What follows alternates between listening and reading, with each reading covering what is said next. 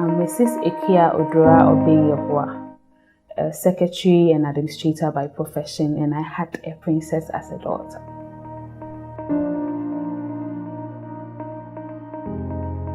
I didn't know I was pregnant. It was my husband that realized I was pregnant. So we were on a holiday trip at Akua. So when we lodged at 3-8 guest house and then Afikiko. So that was when he realized that there's something wrong with this lady. He told me and I was like, oh, no, I'm fine. There's nothing wrong with me. Then he was like, let's get a strip. So he got a strip. We tested. The second line was faint. But then he then started advising me and everything. So when we got to Akua back, then I went to the hospital to do a formal test and I was 6 weeks pregnant. I was happy. I was like, wow, because I didn't know I could get pregnant that fast after our wedding. And I was like, anyway, I'm ready. Any which way, I didn't even know I could experience it. So if I've gotten that experience, then I thank God. I was super excited. Maybe, but I'm not so sure I had cravings because I didn't like food.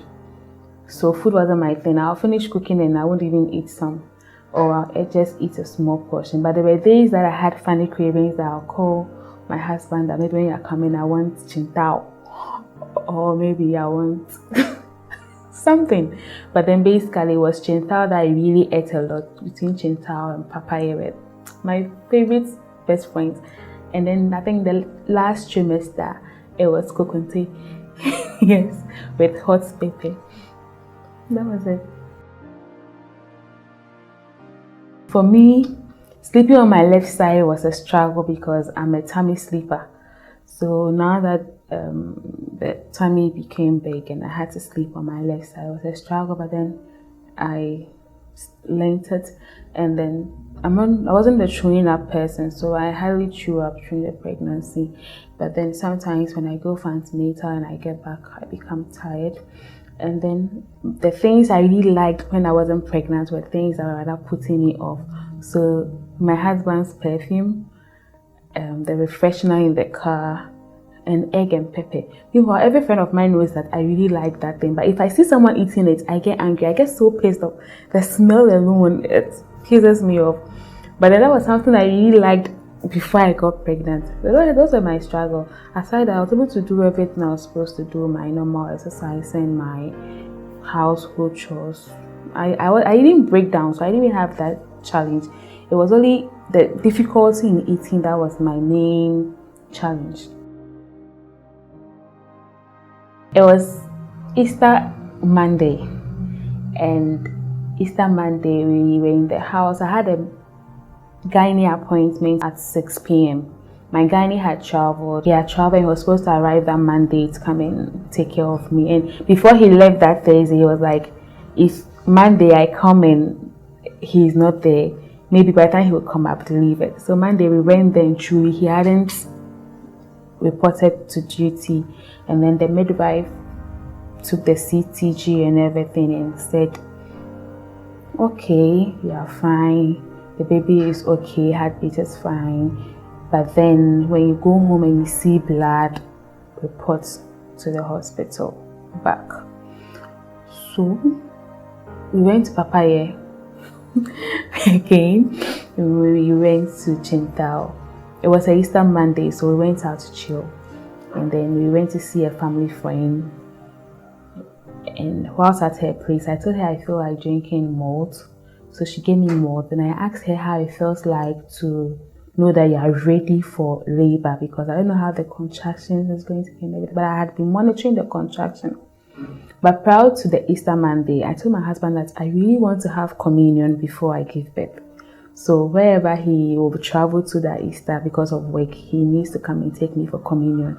So on the Easter Sunday, we went to church and I took the communion. And after the communion, I told him I wanted to go home. So I didn't stay during church service. So we got home around 10 p.m. I ate the food, and I went to sit down. I was timing my contraction. Then he was also setting up. Normally, before we sleep, we watch movies, so he was setting up the movie for us to watch. Then I went to pee, and I saw blood, and I told him that I've seen blood. Then he was like, okay. But then my bag and everything is always in the car because we didn't know when I'll give birth. So we just took my handbag, and then we told my mother-in-law that this is it. So Akua come and make call. If she wanted to come along, they were like, oh no, we'll be fine. After the two of us, we like doing things on our own. So we got to the hospital, and I threw up. For the first time, I threw up everything I had eaten. It was, I had blood oozing all over. The doctor checked and he said I was just 2 centimeters. And then the midwife said I shouldn't have come. So they gave me a bed. My husband left the hospital around 3 a.m. I struggled. I didn't know how I was feeling.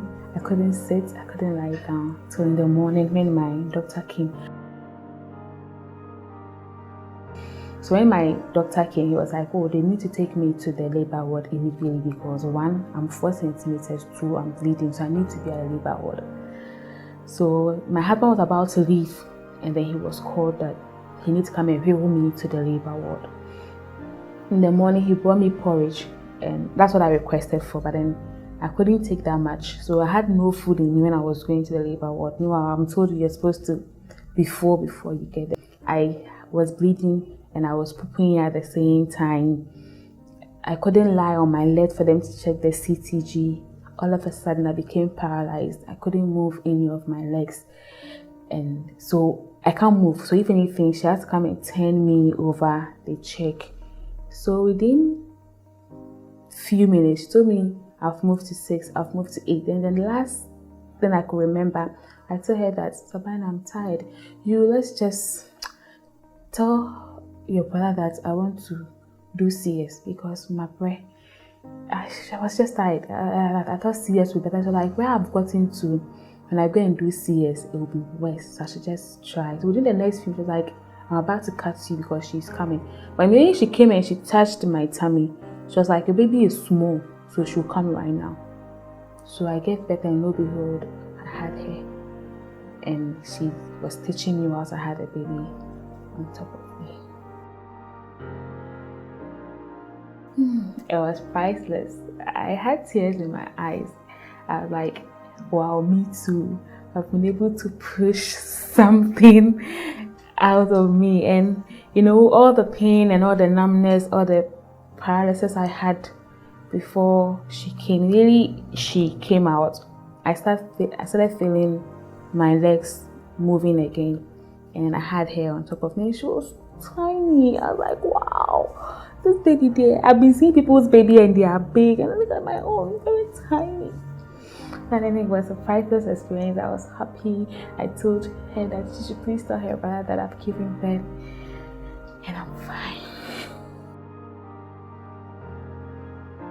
I have my mother-in-law with us already, and I only spent a night at the hospital. That's the day I gave birth. So the next morning I was going home. So on our way home, we met our pastor, who is a father to us. He blessed our union, Reverend Sapon. So he prayed with us, and then we went home. So when I got home, my husband had washed all my labor stuff with the blood and everything. He had washed all. He had laid the bed, and we had to now fix the cot for her and then rearrange our bedroom in a way to make it comfortable for her. Okay, so I resumed back to work a day after she turned 6 months. So the whole 6 months I was with her at home. So the first day I was leaving, it was a struggle. I didn't know how she was going to feel because she's now starting solids and she didn't even like it.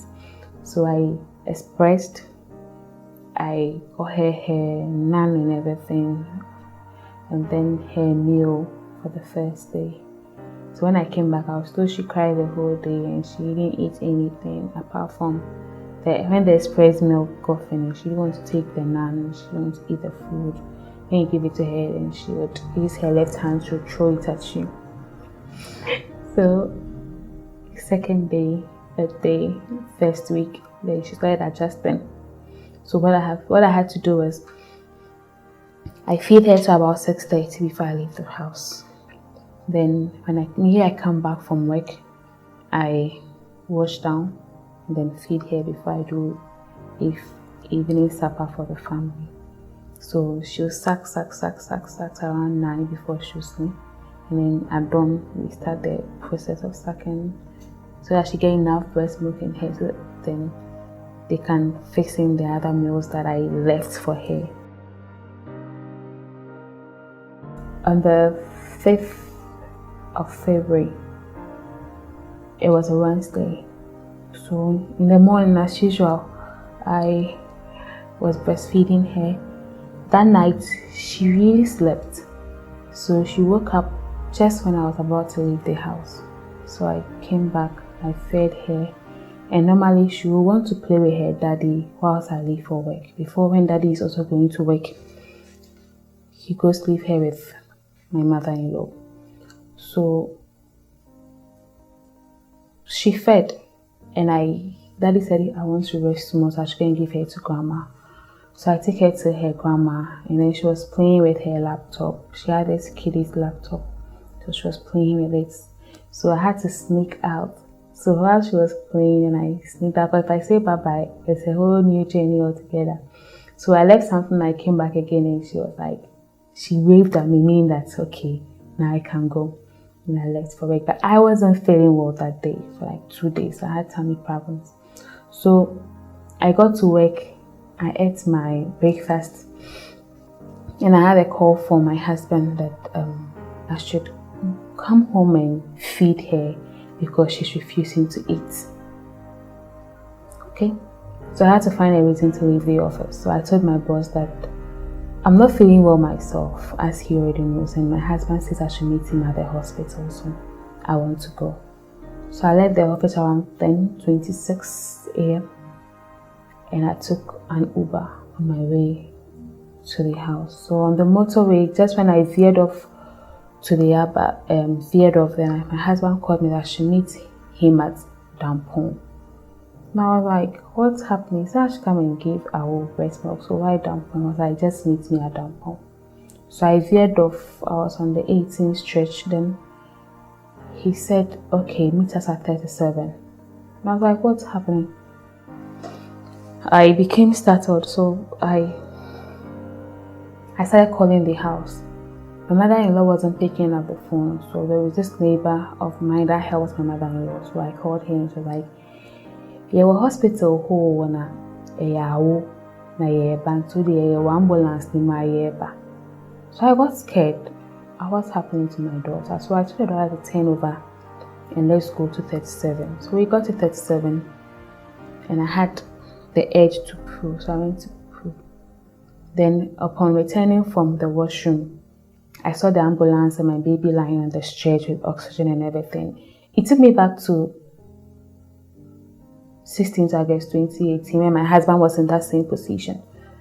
So, well, I got there and I was shivering. So the nurses and the doctors gave me a seat and tried to calm me down whilst I saw them trying to resuscitate my baby.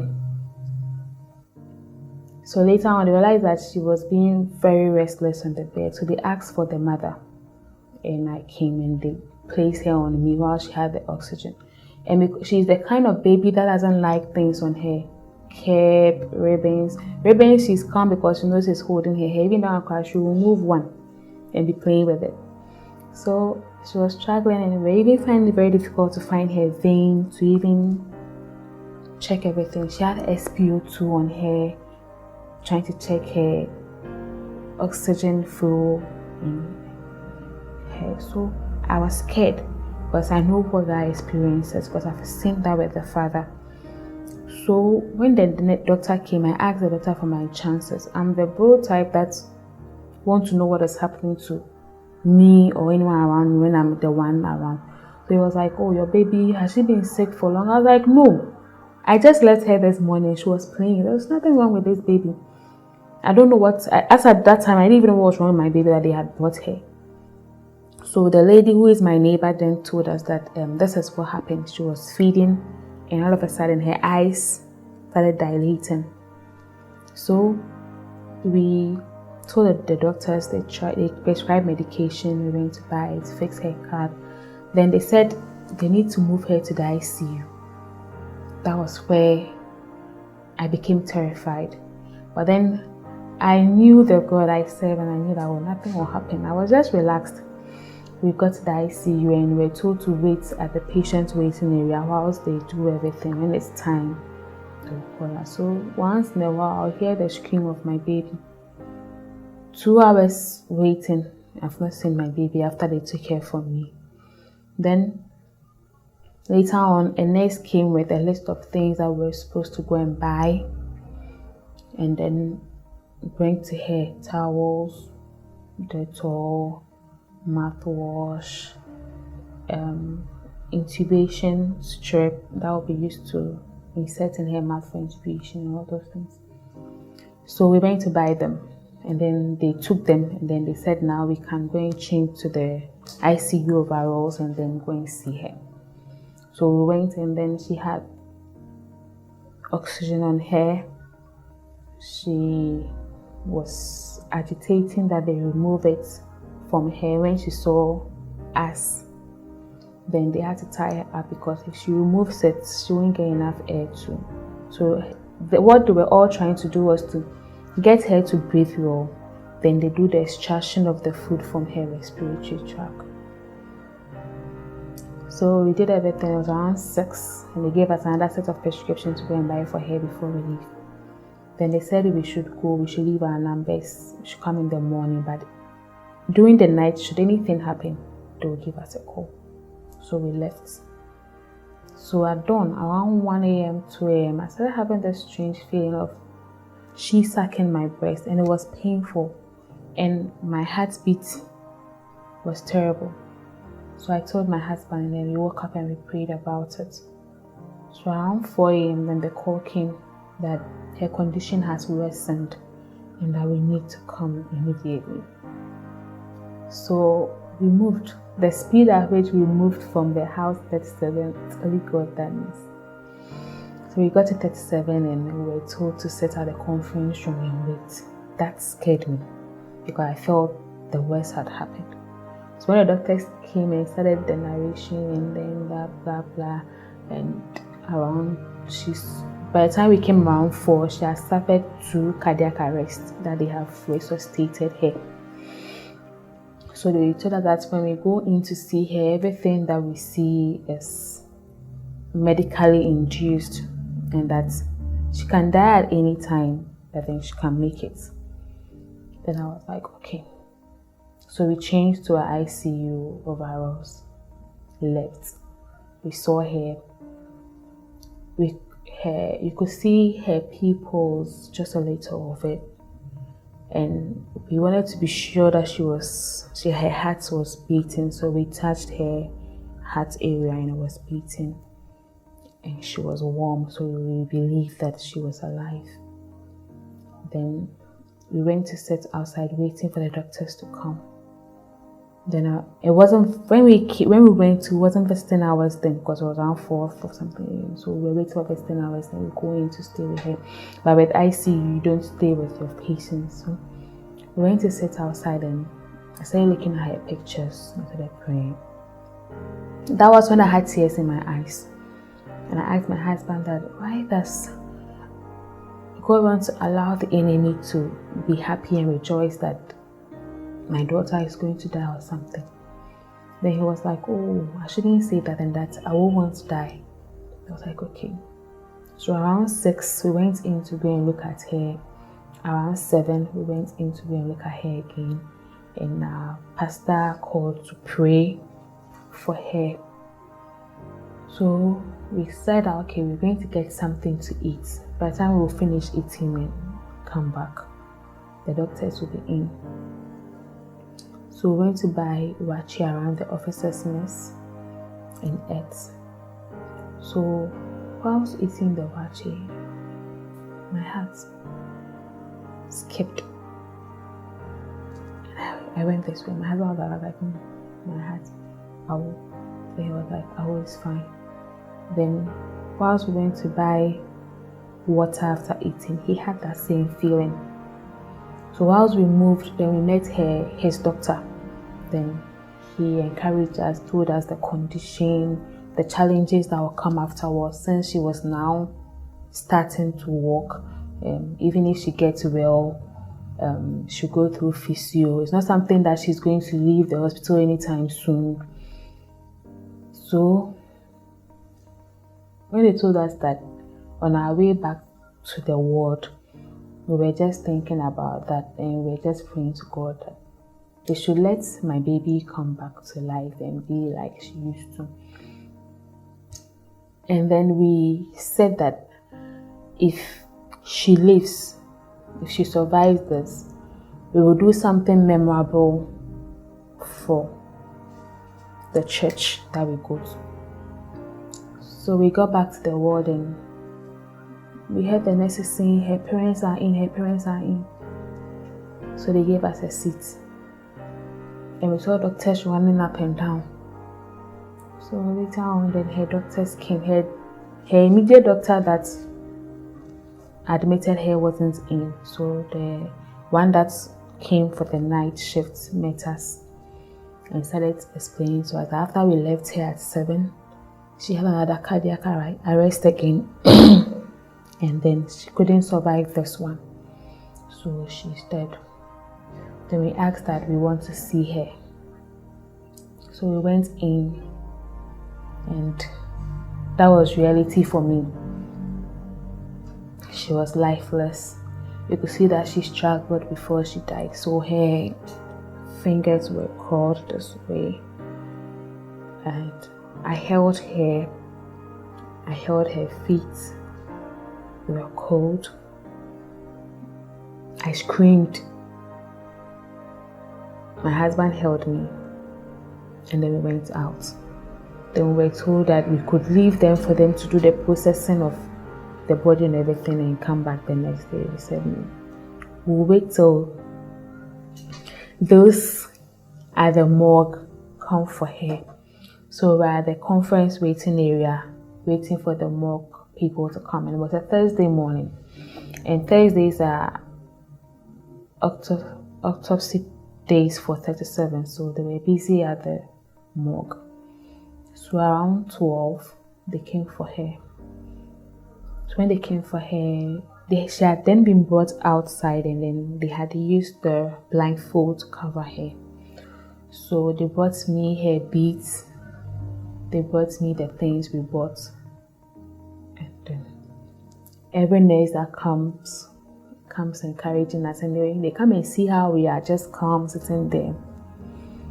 They encourage us and then they go. So when they came for the body, we followed the morgue men to the mortuary, did all the processes we were supposed to do that day, and then we now called our pastor and our counselor.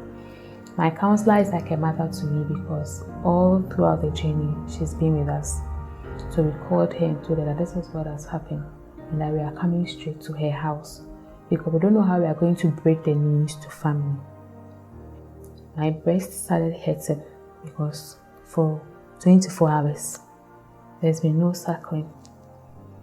So from my counselor's place, we took my counselor to my mother-in-law's end to go and tell her what had happened, because she was the person that was of burden to us, because we didn't know how she was going to take the death of her grandchild, because it's her first grandchild. So we told her and she couldn't take it. She couldn't breathe. She couldn't do anything. So our counselor had to, when we got there, she was like, oh, where is Akua? We were like, oh, Akua is fine. She's still at the hospital. We came to speak to you. That was when we told her what had happened. She also screamed, started crying, started shouting. But then our counselor spoke to her to calm down. And then we left her again to go and to tell our pastor, our church, so that the burial and everything can be very fast because she's a child. So we went to church and told our pastor that this is what has happened. he prayed with us and gave us that by Saturday we need to bury her because she's a child. So we went back to Dampong for medication so that I could stop my breastfeeding. So after that, then we went to my mom's end. She wasn't at home. We called her. We want to break the news to her on the phone, but then she wasn't picking either. She gave us a time to wait for her. She wasn't coming and we needed to go back home. So we picked up my sister-in-law on our way home and then we broke the news to her, thinking that she would get the strength to encourage her mom. But she got home and she went to lock herself up in the room because she couldn't stand the fact that she's lost her child. So we came back home, we found something to eat, we took our bath and then we went back to the room. The next morning, we went back to 37, then we went to pay her bill at the ICU, paid the bill for 37 said it was a corona case because, not corona as in the virus, but corona as in the situation because she died less than 24 hours. So per their hospital measures, we're supposed to do autopsy. We didn't want to do it because she was a baby, but then we also wanted to know what killed the baby. So that's when we got to know that the food was lined up in her whole respiratory tract and had filled up all the spaces. So we made payments for her small coffin, her embalmment and everything, and then we told the church that everything was ready. Then my siblings met me at Tema to do the burial permit and everything, and then we got a place to bury her at Tema Komtinai. So that's when we told family about what had happened, and then on Saturday morning, per tradition, I was still not supposed to follow them for the burial. So my husband, my sister-in-law, my mom, my sister, my siblings, all my siblings followed up. Church leaders and church members, and the pastor went to bury her at the Komtinai cemetery. And then we came back home. And then they did this tradition, so they made us eat. And then we traveled out of town for a week to have fun and then to forget about it. And then we came back and then I resumed to work. Both of us haven't sat down to cry out our hearts about the child's death. But then, because I saw that he was strong, I became strong. He told me that I have him, meaning that I can have another child. So, it's okay. 2, we shouldn't have had the baby in general because it's not normal to bleed the way I bled. Before I gave birth, my baby's weight in me was 3.5. But on the day of delivery, when the baby came out, she was 2.0. Meaning she lost weight in me. The baby grew. She was a very strong baby because she met her milestones before she is due. So let's say at this month she's supposed to sit, she's already sitting. At this month she's supposed to crawl, she's already crawling. She started standing straight on, when you hold her and she's on top of you, she started standing straight within the first 1 month. With her 1 month photo shoot, you see that she had held her hand this way, like a sign of victory. So she was mobile early. So you could say that the baby, when we go for antenatals, when you're asked to tell postnatal and then pediatric appointment, you're asked to tell what she's doing. The doctors are like, how old is she? So she's moving fast and she was gaining weight fast. And she started saying Dada first before Mama. Then she knows her name. So when you call her, she turns. When you tell her to stop what she's doing, she understands that what you're telling her means stop. She'll look at you to see if you're close. You're not close, and she'll continue. She was the face of more face because she did a photo shoot During her christening, she did photo shoot with her Morpheus diapers. So I think when she was about 3 months, Morpheus called us to their office, and then they gave us a package, and then they took the pictures that I had with her. She was a blessed child to me because when I want to do something for her, I don't struggle. Even when I don't have the means, something just happened and then I get the means. So I looked at the bright side, the fact that it was God's gift to us, because everything concerning my pregnancy was a miracle. My delivery day, someone died before I went to the delivery ward, and I heard the news. I was bleeding, and I don't know how it feels like for your water to break, because I bled throughout labor till I gave birth. So I saw it to be a miracle. So if God has given me that, and He says in 9 months, 2 weeks, I want the baby back, who am I to question God? He knows what's best. What if she survived and she became a vegetable? What if she survived then with all the complications that come with her condition? So I saw it as God's own way of taking a much bigger burden that He knows that I can't carry away from me. So that is how come I got over my grief. But then anytime I see things, I packed her things that were at the hall the day she died. I packed all her stuff back into a suitcase and closed it up. Anytime we try to do some cleaning in the house, we see things of her ribbon, something menial of hair that she used to play with. I don't cry when I see those things, but then it makes me happy, it makes me smile. Even in my quiet moments when I'm not doing anything, either at home or at work, you see me scrolling through our pictures, watching our videos, and I smile. And I tell her that wherever she is, I need her back.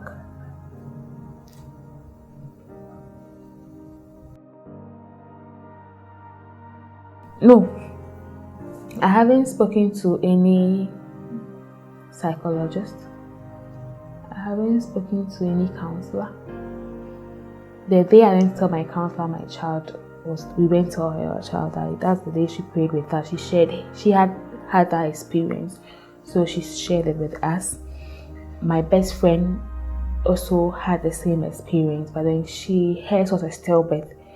So I looked at all those things and I told myself I can make it.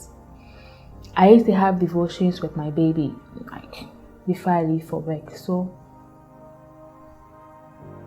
I now decided to share my devotions with people, my friends, my status. So I think exactly a month after she died, I changed her blog to my daily inspiration. So on WordPress, you see daily inspirations from AOOY. So I share my devotions there every day, and I share it with my friends on WhatsApp and on my Facebook page. And I continue with my journaling for her. That is it. Then, thinking about her helps me move on. That's a strange aspect.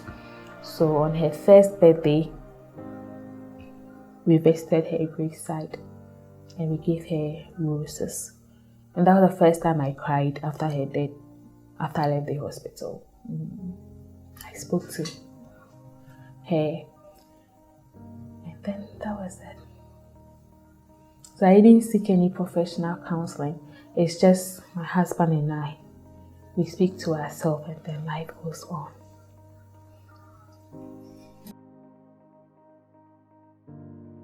Initially we took her pictures from the sitting room, because when my mother-in-law sees her, she gets emotional. But then after some time, her pictures are still back to the hall.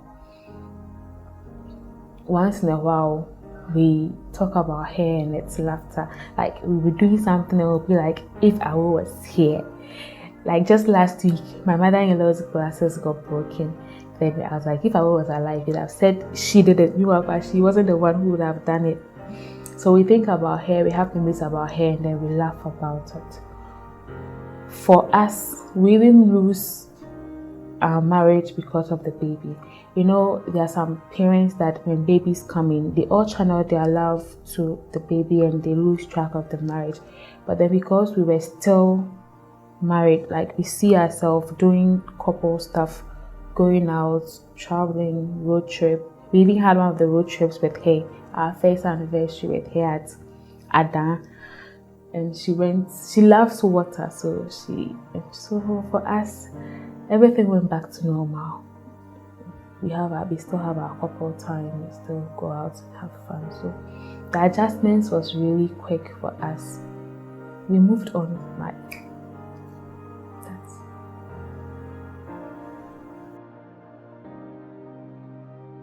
It's been positive. I look back, I look at her pictures, I read her journal, and I was like, wow, me to have made it. Because she learned how to move, so she could hold the stable here and then move on her own. She wakes up in the morning, you know, when we gave birth to her, we bought her a Bible. So she had a Bible in her bed. So sometimes you see her wake up in the morning, she won't make noise and she'll take the Bible and then she'll be flipping through it herself. So it's when she's tired and she's hungry that you hear her screaming. But then if she's in her playful mood, she wakes up in her cot, she'll play with her Bible. If she's tired and she's not hungry, then she'll take her teddy bear and be playing with it. Aside that, I realized that she picked up a lot of traits from her father at a very tender age. So you see her behaving just like the dad. I won't eat it, I won't eat. If I throw my hand, if you force her, she uses her left. She even uses her right for you to feel rewarded. She uses her left. When you come back from work, she knows the time everyone comes. So she will be at the doorstep, eager to hug you or for you to carry her if she's crawling on the floor. But if she's in her sitter or her walker, she'll just ride straight to come and meet you because she'll hear your voice. Until daddy is back, she won't sleep. Yay, daddy comes and she sees daddy, then she'll sleep. So it was rewarding.